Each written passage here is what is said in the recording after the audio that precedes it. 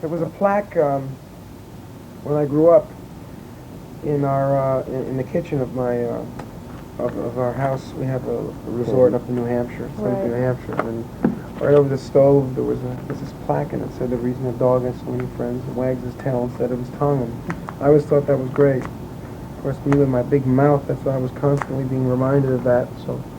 Because you never paid any attention to it. So I decided to finally use it and get back at everybody. Besides which, I won't give any names, but it certainly goes right out there to a few people who, when they listen to it, are going to think it's about them anyway. No, there's a lot of jabs I know that Stephen wrote in this album. I mean, a lot of the stuff is because of like what we learned in the past, and a lot of the stuff, just that's been going on. I mean, there's a lot in there that, it's like, take this, this is our turf. You can't fuck with our music, so like this is where we can really let it out, in spite of what the Senate says. I think what they're going to do is make it, whether the label wants to or not, right? They're giving them the option.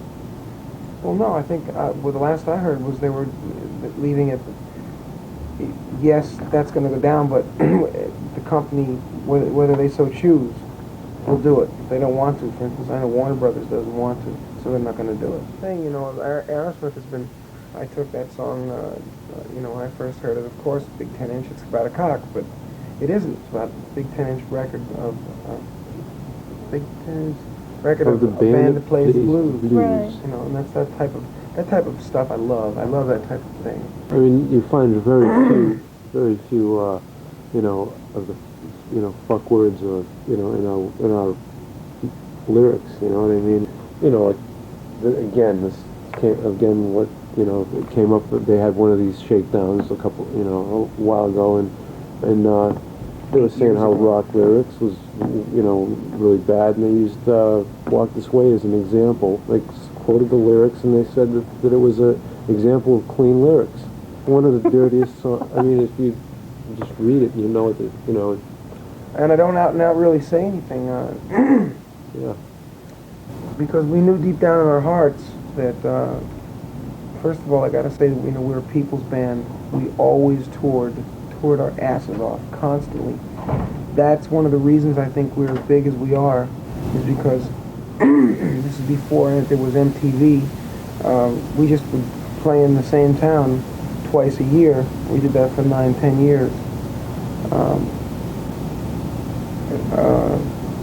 So I didn't have any fear. I didn't think that we wouldn't sell out. Then again, I got to take that back. I did have some. There were some moments when I had my doubts, but all in all, the band was back together. It was the original Aerosmith, and I just felt so good about it. We all did that. I mean, I couldn't imagine the kids not coming out to see us. So we took a chance.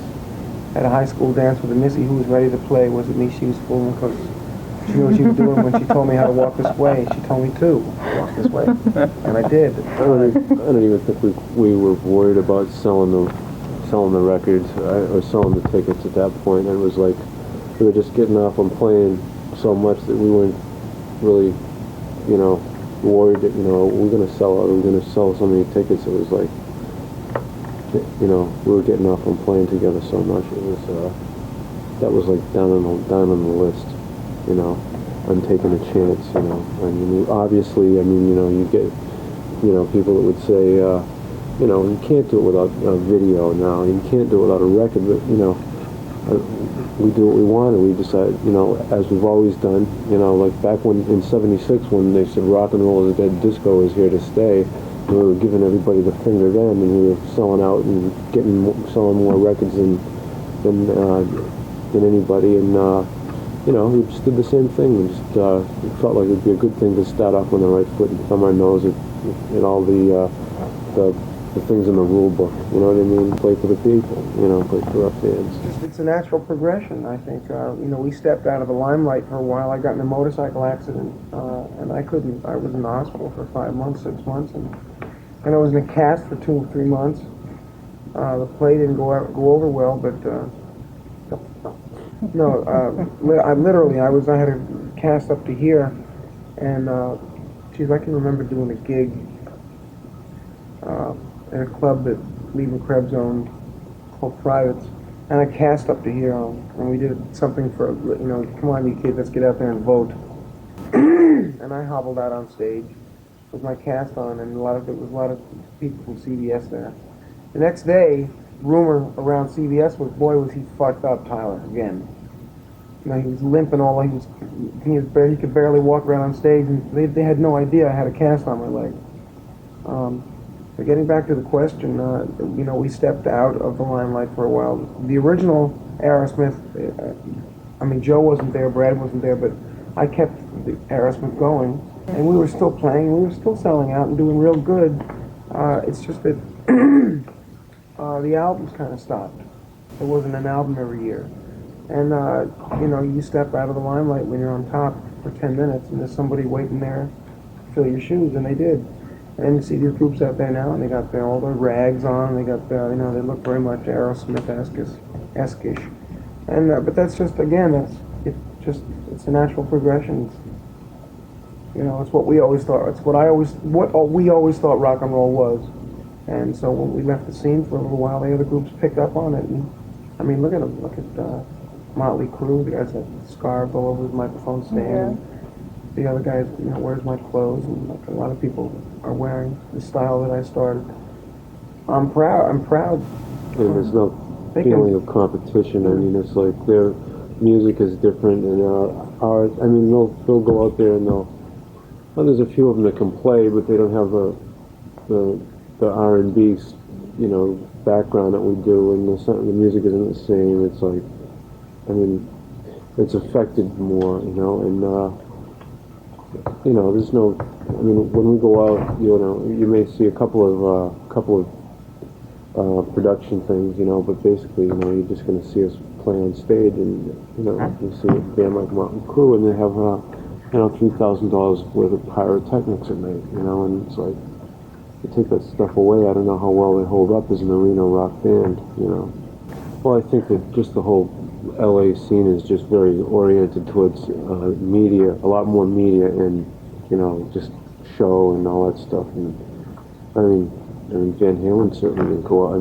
They used brilliant light system, but I don't think they went out with much special. They can play.